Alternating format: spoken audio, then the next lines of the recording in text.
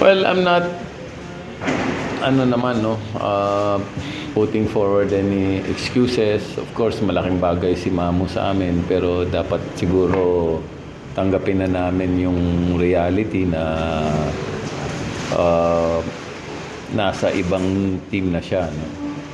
But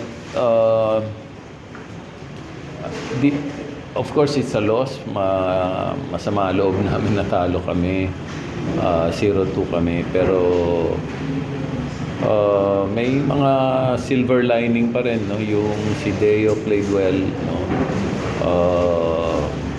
He's one person who can take up the minutes, no, of Mamu.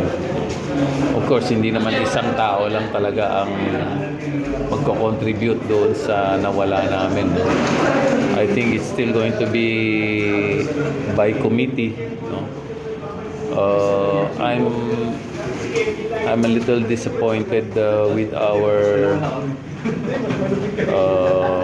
guard defense, no? Kasi ang pumatay sa amin sina Brickman, sina Pampero, no? We defended them really poorly, and ganun din nangyari sa amin sa Blackwater, no? We couldn't defend sina RK Lagan, sina Panopio, sina Bearfield. So we're really having issues and problems with our defense concerning our guards.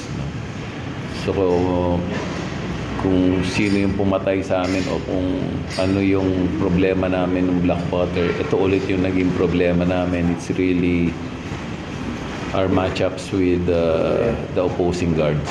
So we have to address that in the next game.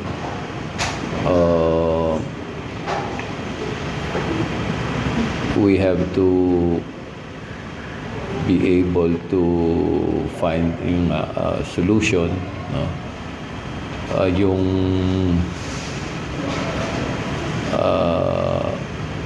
Yung bigs namin, import namin, wala ka namang wala ka namang hihingin, no? At 28 points, 10 rebounds. I think he's almost 80% from the field, no? Mataas ang efficiency rate niya. But he cannot do it alone, no? We will have to give him support and play defense on the other end.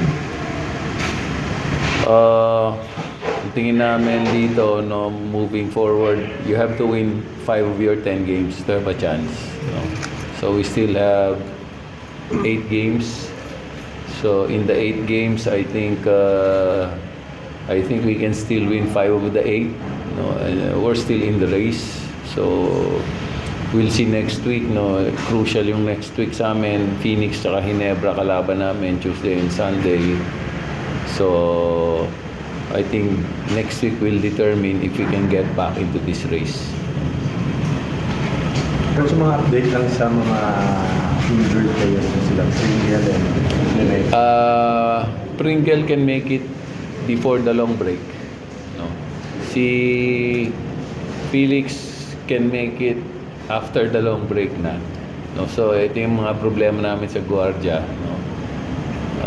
Si Jun Roque and si Keith Datu, next conference na yung mga yun.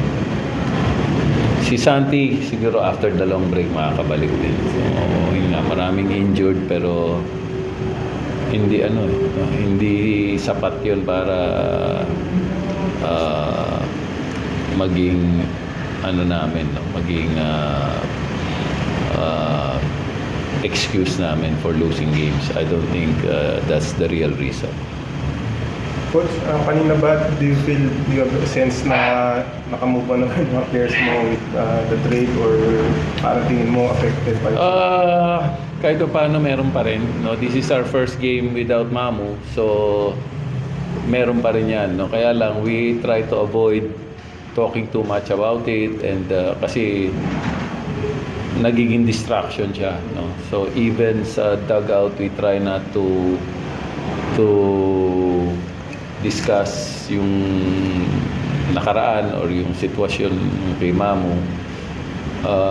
Kayo lang ang tanong ng tanong eh, kaya nasa usapan pa eh, no? Gusto namin maging masaya siya doon at maging masaya kami sa nilalaro namin. Kung sino natin captain niya ngayon? Si Kaylan na. Okay. Si Kaylan na kasi siya naman yung assistant team captain nung si Mamo. Pati sa preparation sa Phoenix, wala rin mention of Mamo. So, Wala rin. We will just treat it like a regular game. Nagre-request lang si Bo na kahit 3 minutes daw ipasok siya, nasa kasabay ni Mamo.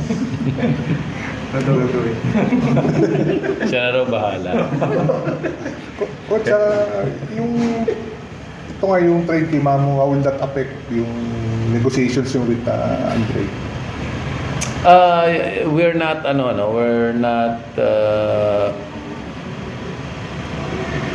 in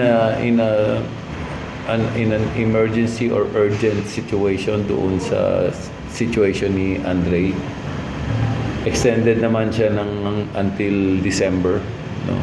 So mahaba pang oras para pag-usapan yun. Nakarinig ba ng love sa mo si Mamo against Phoenix? Wala akong balita. Wala akong naririnig.